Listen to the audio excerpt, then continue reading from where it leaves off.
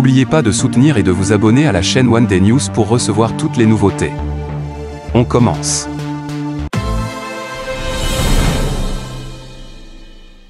Il ne reste plus rien. Ces mots poignants de Laetitia Hallyday résonnent après l'incendie dévastateur qui a frappé le quartier de Pacific Palisades à Los Angeles. Une épreuve douloureuse pour la veuve de Johnny Hallyday, qui, comme les milliers d'habitants de cette enclave huppée, a vu ses souvenirs se dissiper dans les flammes.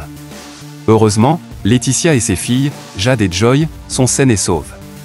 La cadette a même réussi à sauver Cheyenne, leur fidèle compagnon à quatre pattes, avant que leur maison ne soit engloutie par le feu. Sur son compte Instagram, Laetitia exprime sans relâche sa tristesse et son désespoir face à cette tragédie. « J'ai l'impression d'avoir perdu une partie de mon âme, comme si une part de moi s'était envolée avec les flammes.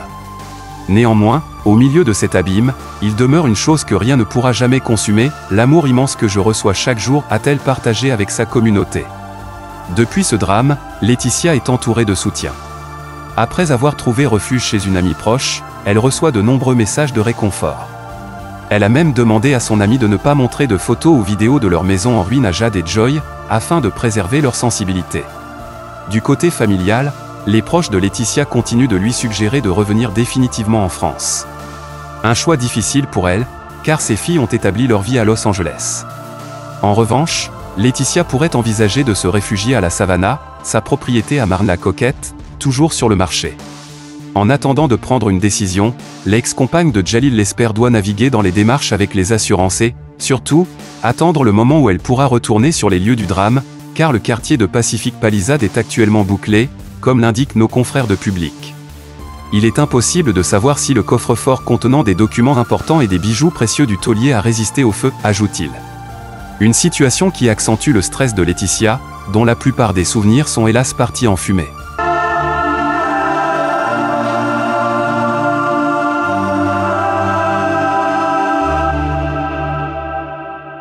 Même si pour beaucoup d'entre nous ça n'était pas surprenant, de voir à quel point les enseignants d'histoire-géographie, et je pense aussi les enseignants de SES quand ils participent à cet enseignement, ont relevé ce défi qui nécessitait véritablement un effort d'auto-formation et de formation extrêmement important, une exigence académique très forte, et finalement ça a été plutôt une motivation.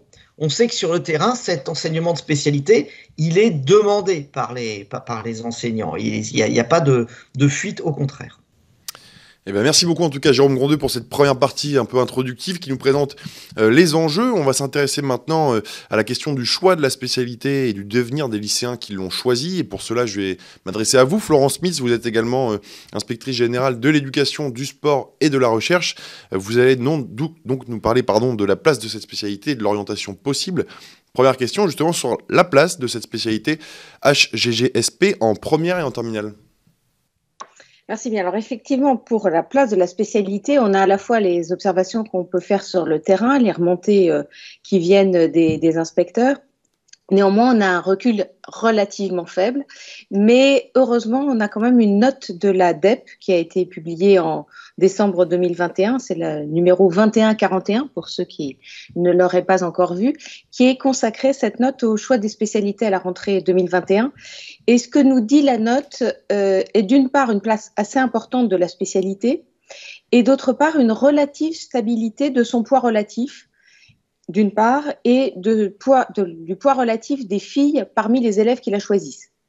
Alors, je ne vous demande pas de me croire sur parole, donc quelques chiffres, même si ça passe toujours un peu moins bien à l'oral, mais la spécialité est la 5e spécialité la plus choisie en première, puisqu'on a environ 37% des lycéens à peu près qui s'y inscrivent, dont 62% de filles, donc on a quand même, alors c'est pas une spécialité à 90-10, mais on n'est pas tout à fait à la parité, et en terminale, la spécialité est au 4e rang, avec environ 28% des lycéens qui la choisissent, dont par contre toujours environ 62% de filles.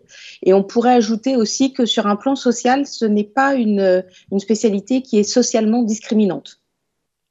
Ok, alors tout à l'heure, Jérôme Grondeux évoquait l'association, la combinaison possible avec la spécialité SES. Quelles sont les combinaisons qui sont les plus fréquentes dans lesquelles cette spécialité HGGSP se distingue le plus ?